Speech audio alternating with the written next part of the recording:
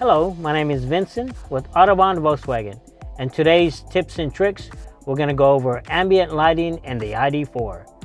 So make sure your vehicle is on, and we're going to go to your home screen here, and you want to look for the main menu, and the ambient lighting is right here.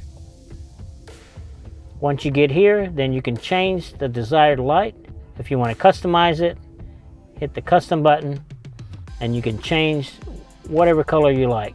Color number 2 is going to be for the doors. Color number 1 is going to be for the dashboard.